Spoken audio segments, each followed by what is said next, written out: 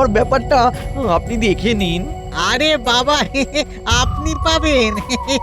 আমাদের জাহাপানা যাকে বলে কিনা একেবারে উদার মানুষ। কিন্তু যতবারই পরিকল্পনা হয় ততবারই তো গোপাল কোনো না কোনো ভাবে সব ভেস্তে দেয়। সেই জন্যই তো এবার যা হবে সব রং মেখে। এ, তাহলে আমি এখন আসি নবাব বাহাদুর। হ্যাঁ, হ্যাঁ হ্যাঁ হ্যাঁ, এসো এসো এসো।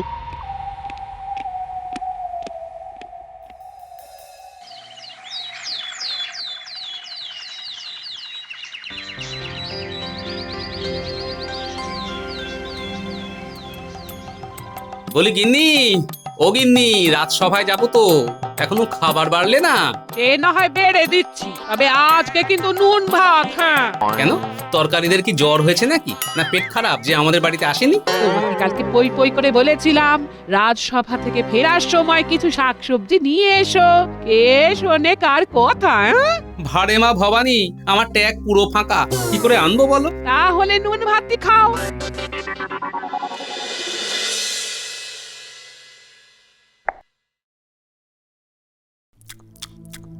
কদিন পরে এটাও জুটবে কিনা জানি না।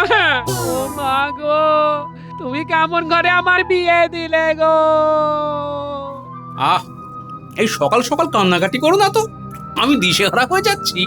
তখন তোমাকে বারবার বলেছিলাম শীতকালে ওই পশ্চিমের জমিটায় বোরো ধান লাগিও না, লাগিও না।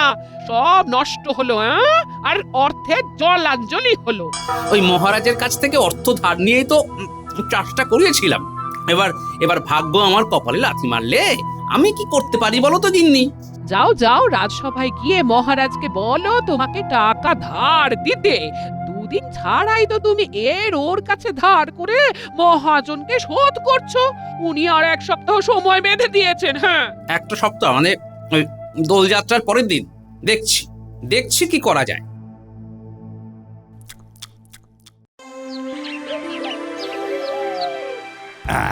সবাই তো এসে গেছো দেখছি।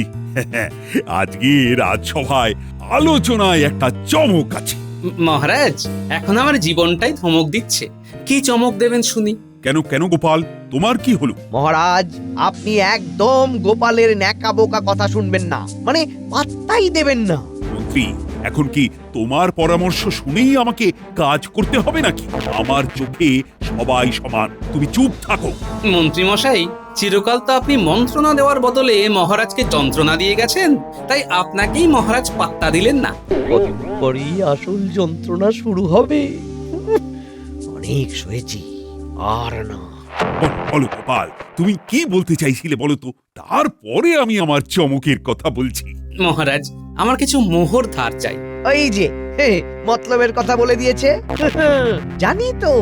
দেখো গোপাল, আমি তোমাকে ধার দিতেই পারি, কিন্তু এখন যদি তোমার দেখা দেখি বাকি সবাই ধার চেয়ে বসে তাহলে তো মুশকিল। মহারাজ, আপনি তো জানেন আমি এই বছর পশ্চিমের জমিতে বোরো ধান চাষ করিয়েছিলাম, কিন্তু একদম ফলন হয়নি, সব মরে গেছে।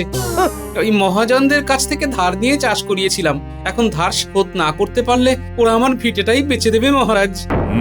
বুঝতে পারছি গোপাল, শোনো, আমি তাহলে আমার চমকের কথাটা বলি। আগামী সপ্তাহেই তো দোল পূর্ণিমা। দোল মানেই রং, লাল নীল হলুদ সবুজ, সবাই সাজবে সং। শোনো, এই দোল পূর্ণিমা দিন রাজবাড়িতে পুজো তো হবেই, তার সাথে আরেকটা জিনিসও হবে। কি হবে মহারাজ? প্রতিযোগিতা। কিসের প্রতিযোগিতা মহারাজ? তোমাদের মধ্যে যে সবচেয়ে ভালো রং বা আবির বানিয়ে আনতে পারবে তাকে আমি 100 সোনার মোহর উপহার দেব। বলছি মহারাজ, আমার অত লাগবে না, ওই 20টা মোহর দিলেই হবে। মহারাজ, এবার আমাকে বলতে দিন। গোপাল, তোমার যদি দম থাকে তাহলে তুমি অর্জন করে নাও, প্রতিযোগিতায় জিতে দেখাও। ঠিক আছে, তাহলে দেখি আমি কি করতে পারি। তাই সবাই রং বা আবির প্রস্তুত করার চেষ্টা কর। যার বানানো রং সবচেয়ে ভালো হবে তার জন্য 100 মোহর পুরস্কার।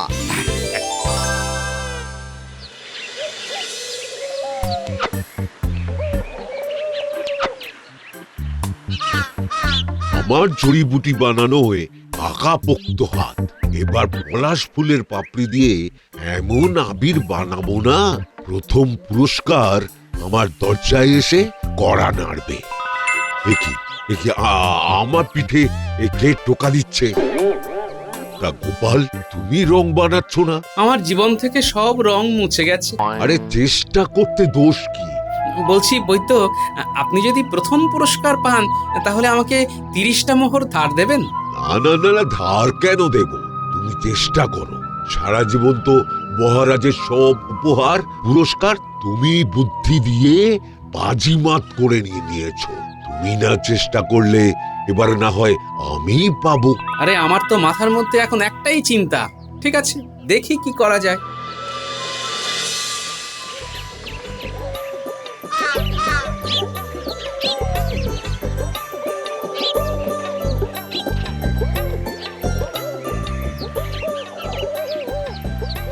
কিরে, তোরা এই খাঁখা দুপুরে ঘুরঘুর করছিস যে?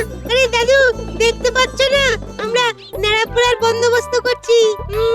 দোল পূর্ণিমার আগের দিন বিকেল বেলা রাজবাড়ির মাঠেই তো নেড়া পোড়া হবে। এবার সব দায়িত্ব আমাদের, তোমাদের চাপ কমে গেল।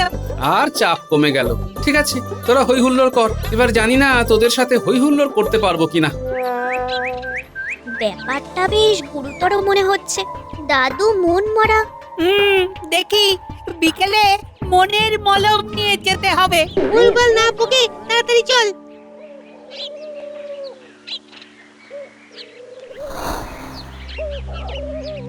ওগো, আমার কি সর্বনাশ হলো গো! আরে আরে আরে, করছেন কি আরে আমাদের খাট নিয়ে চলে যাচ্ছেন কেন? অনেক দিন ধরে অর্থ চেয়ে যখন কোনো কাজের কাজ হচ্ছে না, তখন এটাই উপায়। প্রথমে খাট বেচবো, তারপরে তোমার বাড়িটাও বেচে দেব। আর কটা দিন সময় দিন, আমি তো চেষ্টা করছি। ওসব চেষ্টার গল্প শোনাবে না গোপাল। তুমি খুব ধুরন্ধর লোক, আমি জানি। আরে মশাই, আমি আপনার অর্থ নিয়ে পালিয়ে যাব না। বলছি তো, আর কয়েকটা দিন সময় দিন না। ঠিক আছে, এত করে যখন বলছো তখন আর 7টা দিন না হয় সময় দিলাম। দোল পূর্ণিমার শুভ দিন আছে, সেদিন কিছু বলবো না, কিন্তু তার পরের দিন বিকেলে আসবো, আর 30 মোহর যদি না পাই 300 মোহর আদায় করব। হ্যাঁ, আরে ও ভাইরা, আরে খাটটা ঘরে ঢুকিয়ে দিয়ে যাও। ধুর ধুর, এত সময় খারাপ করা যায়? আজকে তোমরা 4 জন এলে? হ্যাঁ, আজকে আমরা 4 জন এলাম, কিন্তু অস্ত্র অনেক জনের জন্যই নিয়ে এসেছি। কালকে 2 জন আসবে। হ্যাঁ, দোল পূর্ণিমার দিনের মধ্যে সবাই একে একে চলে এলেই হবে।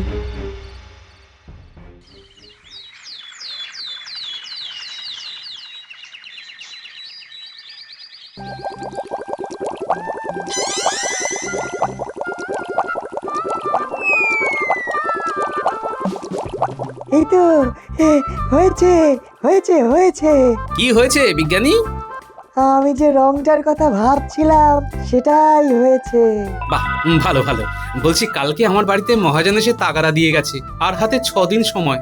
6 দিন সময় মানে তো দোল পূর্ণিমার পরের দিন। তার মধ্যে আমার 30টা মোহর জোগাড় না হলে সব কেড়ে নেবে। এই গোপাল, তুমি বুদ্ধিমান, বিচক্ষণ। এরকম ভেঙে পড়া তোমাকে মানায় না। হ্যাঁ, আমি যে ঘুরে দাঁড়াবো সেটার কোনো রাস্তাই তো খুঁজে পাচ্ছি না। তুমি কিছু বন্ধক রাখতে পারো, যদি গয়নাগাটি কিছু থাকে। দেখছি এখন তাই করতে হবে। বলছি, একটা কাজ করো না। কি কাজ? আমার তো একজনের সংসার, গবেষণার চক্করে তেমন রান্না করার সময় পাই না। তোমার গিন্নি যদি আমার প্রত্যেক দিনের রান্নাটা করে দিতেন, তার বদলে তুমি কিছু মোহর নিলে কেমন হয়? ভালোই হয়। কবে থেকে করতে হবে বলো? এই আজকে থেকেই। এই নাও, বাজার দোকান করে ফেলো আর রান্নাও করতে বলো। হ্যাঁ, আজকে থেকে দুপুরে আমি তোমার বাড়িতে খেতে যাব। ও, তুমি আমাকে ঘুরিয়ে সাহায্য করতে চাইছো, তাই না বিজ্ঞানী? না মানে, তোমাকে কি করে লোকাই বলো? তুমি তো জানো আমি তোমাকে বন্ধু হিসেবে কতটা ভালোবাসি। দুপুরের খাবারটা এবার থেকে তোমাদের বাড়িতেই খাবো, রাতে নিজের মতন কিছু একটা করে নেব। হ্যাঁ,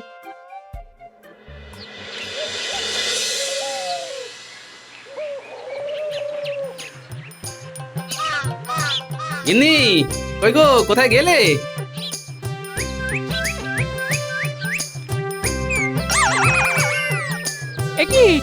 একই তুমি এই অভাবে সংসারে এত বাজার কোথা থেকে নিয়ে এলে গো? হ্যাঁ? আজকে না আমাদের বাড়িতে একজন অতিথি আসবে গিন্নি। কে? হ্যাঁ? বিজ্ঞানী। ও আজকে থেকে আমাদের বাড়িতে খাবে। তুমি ঝটপট রান্না শুরু করো দেখি, তোমাকে পরে বলছি।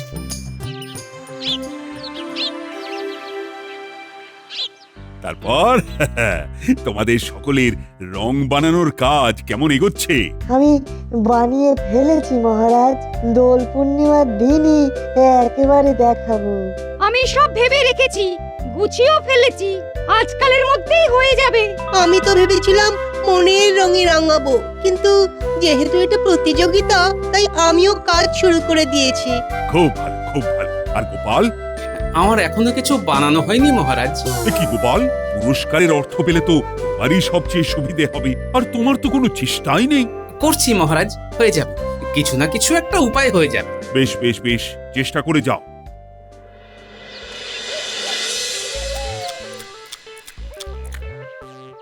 হে সত্যি গোপাল, তোমার গিন্নির হাতে স্বয়ং ঈশ্বরের বাস।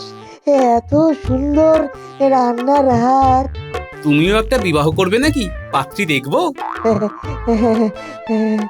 গোপাল, কি যে বলো।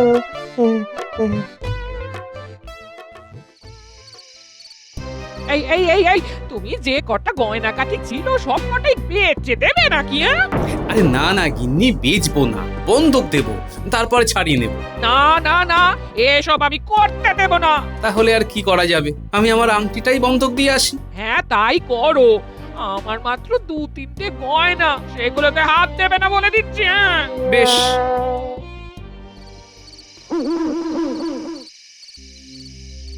আরে মশাই, আসল আসল সোনা, ওপরে পান্না বসানো আছে, আপনি বলুন কত দেবেন।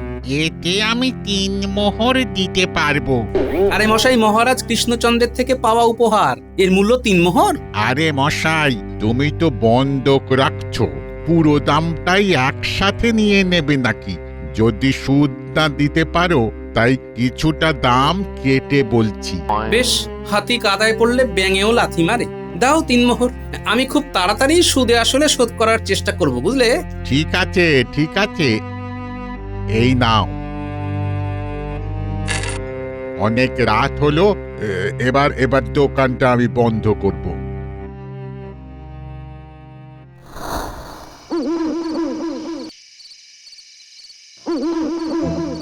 আরে এত রাতে মন্ত্রী মশাই কার সাথে কথা বলছে? আচ্ছা, তাহলে আজকে বলতে চাইছো দুজন নয়, একসাথে 20 জন আসবে, তাই তো? হ্যাঁ, তাই আপনাকে ওই একটা গরুর গাড়ি পাঠালে হবে না। হ্যাঁ, সে না হয় ঠিক আছে, অস্ত্র কেমন আসবে? সবাই অস্ত্র নিয়েই আসবে, নিজের নিজের, আর বেশ কিছু অতিরিক্ত আনবে। হ্যাঁ। আচ্ছা, দোল পূর্ণিমার পরের দিন রং মেখে আক্রমণ করতে হবে কিন্তু, তাই সবাইকে ভালো রং আনতেও বলে দিও। আরে বাবা, এটার আয়োজন না হয় আপনিই করুন। আরে বাবা, আমরা কর্তাগিন্নির দুজনের সংসার, যদি এত রং কিনতে যাই তাহলে সন্দেহ করতে পারে তো। আচ্ছা, বেশ বেশ, রং পাঠিয়ে দেবো, ওই বিভিন্ন রকমের রং দিয়ে পাঠাবো। হ্যাঁ, নবাবের সেনা রং মেখে আক্রমণ করবে। একদম, দোল পূর্ণিমার পরের দিনই কৃষ্ণচন্দ্রের জীবনে অমাবস্যা নামবে। ঠিক আছে, আমি এখন আসি, আর 1 প্রহরের মধ্যেই সেনারা চলে আসবে।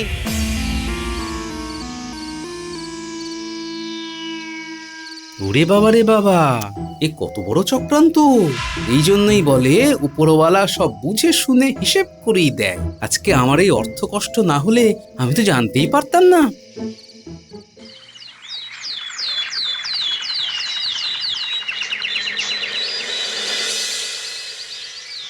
সত্যি ন্যাপলা, তোরা দারুণ সুন্দর চাঁচর বানিয়েছিস রে। এই জন্যেই তো এবার এই দায়িত্বটা আমি বাচ্চাদের দিয়েছিলাম। তাহলে মহারাজ, দেরি কেন? চাঁচরে আগুন দিন। হ্যাঁ হ্যাঁ, দিচ্ছি দিচ্ছি।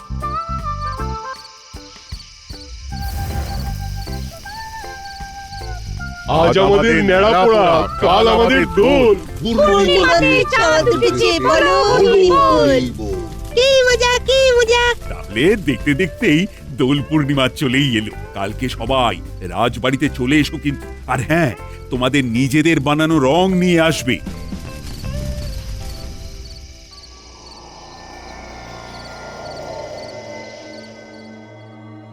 বলছি গিন্নি, কালকে তো নিজের বানানো রং নিয়ে যেতে বলেছেন, তা এই এতগুলো রঙের মধ্যে কোন রংটা নিজের বলে চালাবো গো? হ্যাঁ, যেটা তোমার ইচ্ছে। হ্যাঁ, বাদুড়ে রংটাই নিয়ে যাব। নবাবের সেনারা বাকিগুলো মেখে ঘুরবে। বেশ, অনেক রাত হলো, এবার রঙের ঢং ছেড়ে ঘুমো।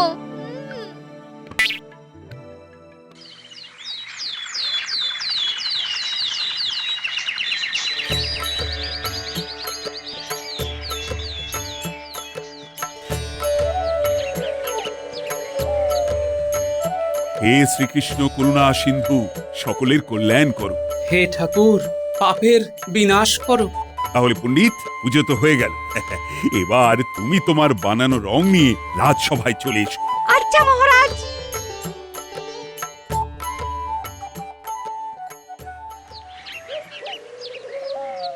ও দেখি, এ কিরকম রং বানিয়েছো? মহারাজ, আমি লাল আবির প্রস্তুত করেছি, লাল রঙের ফুল থেকে। মহারাজ, আমি পলাশ ফুলের নির্যাস থেকে কমলা রং এবং আবির দুটোই বানিয়েছি। মহারাজ, আমি এমন এক বেগুনি রং বানিয়েছি যেটা গায়ে দিলে আবার রংটা কিছুক্ষণ পরে উবেও যায়। হ্যাঁ, বাহ বাহ বাহ। মহারাজ, আমি কালো রং বানিয়েছি। এ কি গোপাল, এ তো মনে হচ্ছে উনুনের কালি। তুমি ফাঁকি মেরেছো। ধরে ফেলেছি আমি। না মানে কালি হলেও কালো রং তো, তাই আর কি। মহারাজ, আমার বানানো এই বাদুড়ে রংটাও দেখুন। দিন রাত অক্লান্ত পরিশ্রম করে এই বাদুড়ে রং বানিয়েছি। বাহ বাহ বাহ, বেশ ভালো হয়েছে তো। দেখো গোপাল, দেখো, মন্ত্রীকে দেখে শেখো। মহারাজ, আজ আমি সবার সামনে স্বীকার করছি, এই গোপাল ভাঁড় রং বানানোতে হেরে গেছে আর মন্ত্রীমশাই জিতেছেন। না, সবচেয়ে ভালো রং বানিয়েছে রাজবৈদ্য। না মহারাজ, মন্ত্রীমশাই, আমরা তো রং বানিয়েছি আর উনি তো নিজের রং বদলেছেন। কি উল্টো পাল্টা বলছো গোপাল? ঠিকই বলছি মহারাজ। তাহলে শুনুন, আমি কদিন আগে রাতে দোল পূর্ণিমার পরের দিন রং মেখে আক্রমণ করতে হবে, কিন্তু দোল পূর্ণিমার পরের দিনই কৃষ্ণচন্দ্রের জীবনে অমাবস্যা নামবে। সে কি, তার মানে ইতিমধ্যে কৃষ্ণনগরে নবাবের সেনারা ঢুকে গেছে? স্বচ্ছন্দে রং মেখে ঘুরে বেড়াচ্ছে। আপনি এক্ষুনি সেনাপতি আর আমাদের সেনাদের পাঠিয়ে দিন বাইরে। রাজ্যের রাস্তায় রং মাখা যাকেই সন্দেহ হবে রাজসভায় নিয়ে আসতে বলুন। বেশ, তাহলে তাই হোক। এটা রাজ্যের সুরক্ষার প্রশ্ন। সেনাপতি, তুমি এক্ষুনি রাজ্যের রাস্তায় চলে যাও আর আমাদের সেনা নিয়ে গোপাল যা বলল তাই করো। আচ্ছা মহারাজ। দাঁড়াও দাঁড়াও, দেখি দেখি দেখি। এ কি আমাকে আটকাচ্ছেন কেন? আগে দেখি তুমি কে।